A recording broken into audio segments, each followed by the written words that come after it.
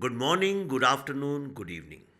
दोस्तों, एक बार फिर इस ब्रूटली ऑनेस्ट के पॉडकास्ट में आपका बहुत बहुत स्वागत है। आप सब जानते हैं कि मैं पिछले कई महीनों से व्यस्त था अपनी फिल्म द दिल्ली फाइल्स की शूटिंग में। शूटिंग ख़त्म हो गई है, मैं आपके सामने हूँ, पर मैं शूटिंग के दौरान भी आप तक काफ़ी सारी कहानियाँ लेके आया। लेकिन आज मैंने सोचा कि मैं थोड़ा सा बंगाल से हट के थोड़ी आपसे चर्चा करना चाहता हूँ।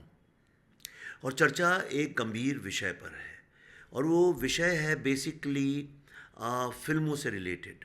भारत में जो फिल्में बनती हैं उसको अमूमन अगर आप देखें तो उसको बॉलीवुड के नाम से दुनिया में जाना जाता है। अब बॉलीवुड नाम अच्छा है कि बुरा है, इसका बहुत विश्लेषण हुआ है, तमाम लोगों ने आपत्ति जताई है। लेकिन सुविधा के लिए अब चलिए उसे बॉलीवुड ही बोलते हैं, तो उसको बॉलीवुड बोल के ही आगे बढ़ते हैं।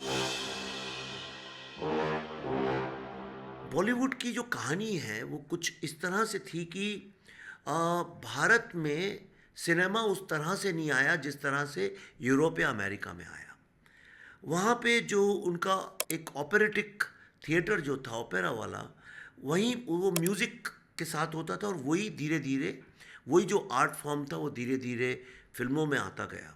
और चूंकि कैमरा वहाँ पे इन्वेंट हुआ था और सिनेमा को उन्होंने एज एन आर्ट फॉर्म पकड़ा। लेकिन भारत में जो सिनेमा का उदय हुआ वो प्राइमरीली पारसी थिएटर, नौटंकी और वैरायटी शो से हुआ। वैरायटी शो आपने देखा होगा, जब दुर्गा उत्सव होता है या गणेश उत्सव होता है या भारत में कुछ आयोजन होते हैं तो उसमें शाम को मोहल्लों में तरह तरह के प्रोग्राम्स होते हैं। उसमें एक वैरायटी शो होता है जो कि कॉलेजेस और स्कूल्स के फंक्शन में भी होता है। उसका मतलब यह है कि कोई आएगा, एक स्क्रिप्ट प्रेजेंट करेगा, फिर कोई आएगा एक डांस करके चला जाएगा, फिर कोई कविता पढ़ के चला जाएगा, और कोई एक हास्य व्यंग्य इस तरह का कुछ करके चला जाएगा। तो अलग अलग इमोशंस, अलग अलग तरह के एंटरटेनमेंट एक ही मंच पे एक ही साथ। और इसी तरह से उदय हुआ भारत की फिल्म इंडस्ट्री का। ये एक पहलू है। तो इसलिए हमारे यहाँ कभी भी सिनेमा को आर्ट फॉर्म में हम ले जा नहीं पाए। इसलिए जब कोई अच्छी फिल्म बनती है, एक फिल्म जिस तरह से बननी चाहिए, उसको लोगों ने आर्ट फिल्म बोलना शुरू कर दिया। ये इसी तरह की बात हो गई जैसे कि फुहड़ता के ज़माने में, जब फुहड़ शेर व शायरी, एक जो बहुत ही, जिसको शेर व शायरी भी नहीं बोलना चाहिए, उसमें जब कोई असली कविता लिखता है, असली शायरी लिखता है, तो लोग कहते हैं वाह क्या कविता लिखी है। जो सोशल मीडिया के ज़माने में हो रहा है, फूहड़ बातों के बीच में जब कोई बहुत अक्लमंदी की बात करता है तो लोग उसको आइसोलेट कर देते हैं कि भाई तुम हमारे जैसे नहीं हो। और यही हमारी फिल्मों के साथ हुआ।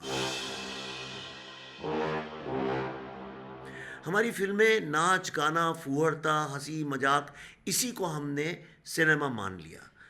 तो जब लोगों को पता ही नहीं था सिनेमा क्या है, तो देखते देखते देखते जो हमारा व्यूअर है उसका दिमाग भी यही मानने लगा कि अगर शोर शराबा होगा और लगातार बैकग्राउंड म्यूज़िक बजेगा और जो हीरो है वो इतना बड़ा लगे जैसे कि माइथोलॉजिकल कैरेक्टर है, इन सब को हमने सिनेमा मान लिया। आज हालत ऐसी है कि सिनेमा को आप आर्ट फिल्म तो भूल जाइए, बहुत कम ऐसी फिल्में आती हैं। लेकिन भारत का जो सिनेमा है वो सिनेमा है भी कि नहीं, ये भी प्रश्न उठना चाहिए मेरे ख्याल से। क्या हम कहानियों को जो हमारे जीवन में है उनको पकड़ के, उन कैरेक्टर्स को पकड़ के, लोगों का जो टेस्ट है सिनेमा का वो धीरे धीरे रिफाइन करते जा रहे हैं कि नहीं? ऐसा करने की बजाय जो फिल्म मेकर्स थे वो पूरी तरह डिपेंडेंट हो गए उन लोगों पे जिनके नाम से लोग फिल्म देखने आते हैं। और जब ये पूरी इंडस्ट्री स्टार बेस्ड हो गई और स्टार के ही नाम से चलने लगी, तो सबसे बड़ा इसमें जो नुकसान हुआ कि जो बचे खुचे भी राइटर और डायरेक्टर्स थे वो भी पूरी तरह समाप्त हो गए। आज जिनको हम राइटर्स बोलते हैं, अच्छा राइटर्स, वो या तो इस तरह की फिल्में बना रहे हैं जिनको भारत में फेस्टिवल फिल्म बोला जाता है, वो भी अपने आप में एक गलत बात है, या फिर वो लोग ओटीटी लिख रहे हैं। तो जो मेन स्ट्रीम सिनेमा है वहाँ राइटर्स, अच्छे ट्रेंड डायरेक्टर्स, अच्छे एडिटर्स, अच्छे सिनेमाटोग्राफर्स, इन लोगों के लिए स्थान पाना थोड़ा कठिन होता जा रहा है। ऊपर से क्या हुआ कि सिनेमा का जो बिजनेस मॉड्यूल है वो चूंकि स्टार की इमेज और जो लोगों का परसेप्शन उसके बारे में है, उस पे ही डिपेंड करने लगा। तो सब लोगों ने ये सोचा कि भई जो स्टार है, अगर इसकी फ़िल्म 100 करोड़ का बिज़नेस करती है, तो अगली फ़िल्म अगर 95 करोड़ का करती है, तो उससे उसकी इज़्ज़त कम होगी, उसका पावर कम होगा। इसलिए 5 करोड़ झूठ-मूठ के जोड़ दिए गए। और जब इसको किसी ने ऑब्जेक्ट नहीं किया, चूँकि जब एक आदमी करप्ट होता है और उसके करप्शन को बाकी लोग जान जाते हैं, तो वो भी करप्शन में जुड़ जाते हैं। तो बॉलीवुड में करप्शन का बड़ा नेक्सस बना, जिसको आजकल आपने देखा होगा कि उसमें क्रिटिक्स भी शामिल हैं, उसमें ट्रेड जर्नलिस्ट भी शामिल हैं, उसमें एग्ज़िबिटर्स भी शामिल हैं, उसमें स्टूडियोज़ भी शामिल हैं, और एक्चुअली स्टूडियोज़ ही ये करवाते हैं। तो फ़िल्मों के गलत बिज़नेस बताना, फ़िल्मों ने कितना बॉक्स ऑफिस किया है, उसमें कुछ भी, अब तो ये हो गया है, मैं सुन रहा हूँ कि अगर आपकी फ़िल्म 50 करोड़ करती है तो आप 100 सवा 100 बोल दो स्टार की इज़्ज़त बचाने के लिए। किसी को कोई आपत्ति नहीं है, क्योंकि सारा का सारा, पहले तो डेटा आपको जगह जगह से मिल जाता था, लेकिन अब वो पूरी तरह से सेंट्रलाइज करके उन लोगों के हाथ में हो गया है जो स्टार बेस्ड सिनेमा बनाते हैं। दूसरी चीज़ जो एक बड़ी अजीब सी वो चालू हुई है, जिसको लोग कॉरपोरेट बुकिंग्स और तरह तरह का नाम देते हैं, मुझे उससे कोई आपत्ति नहीं है, ठीक है। पर जो दूसरी जो एक चीज़ चालू हुई है, वो रोज़, आज हमारी एडवांस बुकिंग कितनी हुई, आज हमने बिजनेस कितना किया, आज फ्राइडे में कितनी खुली, सैटरडे को कितने में खुली, संडे को कितने में खुली, और उसके अलावा कि हमारी तो इतने में खुली और दूसरे की फिल्म बर्बाद हो गई, इसको लेके लोग जो हैं जश्न मनाते हैं। ये बिल्कुल महा बेवकूफ़ी, और ऐसा लगता है कि एक अपढ़ गंवार सोसाइटी में इस तरह की बातें हो रही हैं। आपने दुनिया में कोई भी बिजनेस देखा है, पहले तो हम मान लेते हैं फिल्म एक बिजनेस है, तो आपने दुनिया में कोई भी बिजनेस देखा है जिसके में कोई प्रोडक्ट बनाने वाले लोग रोज आके चिल्लाते हैं, आज हमने इतना बेच दिया, आज हमने इतना बेच दिया? ऐसा कहीं नहीं होता है। हॉलीवुड जिसको हम कॉपी करते हैं, उनकी फिल्मों का भी एक कोई वेबसाइट होगी, उसमें बिजनेस दिखा रहता है, पर फिल्म जब कंप्लीट उतर जाती है थिएटर से, तब ये बातचीत होती है कि हाँ भाई, ये टोटल इस फिल्म का बिजनेस रहा। लेकिन स्टूडियोज़ और प्रोड्यूसर्स खुद आके चिल्लाते नहीं हैं हर रोज़, फ्राइडे को 12 बजे, फिर 3 बजे, फिर 6 बजे, फिर 9 बजे, और एडवांस बुकिंग से ही सिलसिला चालू हो जाता है। आप देखिए ट्रेड जर्नलिस्ट क्या लिखते हैं, अर्थ शैटरिंग नंबर, और हर फिल्म के लिए यही लिखते हैं, हर फिल्म के लिए लिखते हैं अनस्टॉपेबल। मतलब क्या अनस्टॉपेबल? मतलब कोई ट्रेन है जिसका ब्रेक फेल हो गया है? अर्थ शैटरिंग मतलब क्या, कोई एस्टेरॉयड ऊपर से गिरा है? हो क्या रहा है? ये इस तरह के बड़े बड़े वो देना, और हर फिल्म के साथ किसी एक एक्टर को सुपरस्टार ऑफ द डेकेड और superstar of the universe and planet बोलना। आप मुझे खुद बताइए, क्या ये सही है? मतलब जैसे हमारा शरीर है, हमारा शरीर बहुत कम खाने में, बहुत सिंपल खाने में, हवा पानी ठीक हो तो काफ़ी लंबी उम्र तक ज़िंदा रह सकता है। लेकिन अगर आप ये ऑप्शंस ही बंद कर दें, शहर में चारों तरफ पोल्यूशन है, खाने के लिए जो चीज़ मिल रही है वो ओबेसिटी या डायबिटीज़ क्रिएट करती है, फुल ऑफ शुगर, पानी जो आप पीते हैं वो कंटेमिनेटेड है। अगर आप ऐसे एटमॉस्फेयर में रह रहे हैं, मतलब आपको एक हेल्दी लाइफ जीने का अवसर ही नहीं दिया जा रहा है, और इसीलिए लोग जो हैं म्यूनिसिपैलिटीज़ को और सरकार की बुराई करते हैं। तो बॉलीवुड भी कोई ऐसा अछूता सिस्टम नहीं है कि उसके बारे में बोला नहीं जा सकता है। पर प्रॉब्लम ये है कि इतना ज़्यादा करप्शन है इसके अंदर।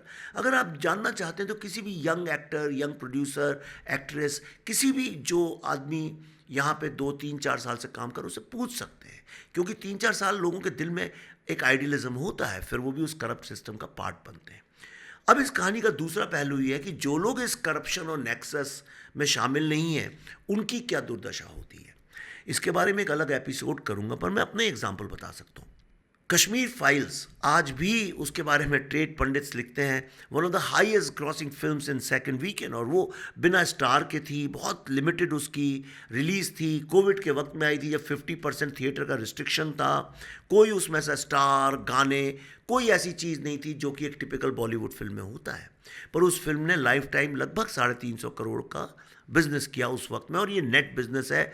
आज जो बताते हैं ग्रॉस बिजनेस, उस तरह से नहीं बता रहा हूँ आपको।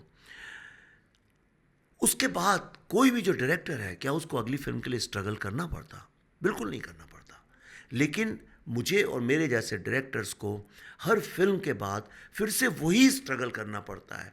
बड़ी मुश्किल से कहीं से आप फंडिंग जुगाड़िए, बड़ी मुश्किल से एक्टर्स मिलते हैं आपको, बड़ी मुश्किल से डिस्ट्रीब्यूशन मिलता है, बड़ी मुश्किल से मार्केटिंग मिलती है। लेकिन मैं आज जिस एज में हूँ, मैं अफोर्ड कर सकता हूँ बिकॉज़ मैंने अपनी ज़िंदगी में नीड्स एकदम कम कर दी हैं, इसलिए मेरी डिपेंडेंस फाइनेंशियल सक्सेस पे नहीं है। मैं एक मिशन के तहत ये फ़िल्में बना रहा हूँ और मेरा सबसे पहला मिशन जो था, एक ट्रिलॉजी, क्योंकि इंडिया में बहुत डायरेक्टर्स ने ट्रिलॉजी नहीं बनाई है, वो ये था, मैं देखता था हमेशा कि आखिर ये भारत की डेमोक्रेसी है, भारत का संविधान है क्या? और उसके ऊपर मैंने back to back right to truth पे Tashkent files, right to justice पे कश्मीर फाइल्स और अब राइट टू लाइफ पे दिल्ली फाइल्स का पार्ट 1 मैंने बनाया है बंगाल चैप्टर के नाम से। लेकिन इसको बनाने में इतनी यातना क्यों है? आदमी जिंदगी भर एक अच्छी फिल्म बनाने के लिए स्ट्रगल क्यों करे? अच्छे जो लोग आर्ट फिल्म मेकर जिनको बोलते हैं, सब लोग अपने घर में बिना पैसे के अकेले तन्हाई में, वो सब या तो बूढ़े हो गए या मर गए। उनको हमेशा अलग कर दिया जाता है। मेरा ऐसा मानना है कि ऑडियंस फिल्म मेकर से ज़्यादा इंटेलिजेंट है। पर एक सवाल आपको भी पूछना है, अगर आप फिल्म मेकर से ज़्यादा इंटेलिजेंट हैं तो फिर आप लोग इस तरह की फिल्में क्यों हिट कराते हैं हर समय, जिनसे आपको कुछ भी फ़ायदा नहीं है, जिससे ना तो आपको नई नॉलेज मिलती है, ना आपको कोई नया इंसाइट मिलता है, ना आपकी लाइफ एनरिच होती है, बल्कि आप इतना ट्रैफिक में ड्राइव करके बच्चों बच्चों के साथ जाते हैं और इतना पैसा बर्बाद करते हैं और लौट के आते हैं, 10 में से 9 फिल्मों में आप यही कहते हैं, अरे यार टाइम बेकार हो गया, या ज़्यादा से ज़्यादा बोलते हैं टाइम पास थी। टाइम पास क्यों? जिस चीज़ के लिए आप हज़ारों रुपए खर्च कर रहे हैं, वो चीज़ आपकी ज़िंदगी में एक एसेट बनना चाहिए। उस तरह से जैसे आप किसी बहुत अच्छी जगह जाएं, पहाड़ पे या नदी में, वो ज़िंदगी भर आपको याद रहती है। आपका मन करना चाहिए कि उस फिल्म का लौटने के बाद उसके डायलॉग्स के बारे में बात करें, आप कभी उसका रेफरेंस दें, उसके म्यूज़िक को अकेले बैठ के गाएं, उन कैरेक्टर्स के बारे में सोचें, अपनी ज़िंदगी को उन कैरेक्टर्स, उन सिचुएशंस के साथ रिलेट करें। ये संभव क्यों नहीं है? फिल्म का यही तो पर्पस है, आप किस चीज़ के पैसे दे रहे हैं। तो आज इस पॉडकास्ट में मैं आपसे सिर्फ एक सवाल पूछ रहा हूँ, आप जो फिल्म में जाते हैं 1000 रुपये 2000 जितना भी खर्च करके आते हैं, उसकी वैल्यू फॉर मनी क्या है? उसका रिटर्न क्या है? क्या आप कोई भी ऐसा प्रोडक्ट खरीदते हैं जो आपकी ज़िंदगी में जिसकी कोई यूटिलिटी नहीं है? तो मैं आपसे रिक्वेस्ट करता हूँ कि जो अच्छी फिल्में हैं, जो फिल्में बड़ी शिद्दत से अच्छे फिल्म मेकर्स बना रहे हैं, उनको आप थिएटर में जाके देखें, आप उसके बारे में बातचीत करें। इतने पॉडकास्ट होते हैं, इतने फिल्म के रिव्यूज़ होते हैं, अच्छी फिल्मों पे कोई बात नहीं करता, क्योंकि जो लोग रिव्यू करते हैं उनको पैसे दिए जाते हैं। ये पूरा का पूरा धंधा करप्ट हो गया है और इस करप्शन को ख़त्म करने की ताकत सिर्फ आपके पास है। आपके उस एक टिकट में इतनी बड़ी ताकत है कि आप चाहें तो भारत के सिनेमा का भविष्य बदल सकते हैं, बशर्ते आप भूले ना हो कि अच्छी फिल्म क्या होती है। तो आपसे फिर मिलूँगा अगली बार ऐसे किसी विषय में, बंगाल के बारे में आपको अगली कहानी बताऊँगा। तब तक के लिए good morning, good afternoon, good evening and good night.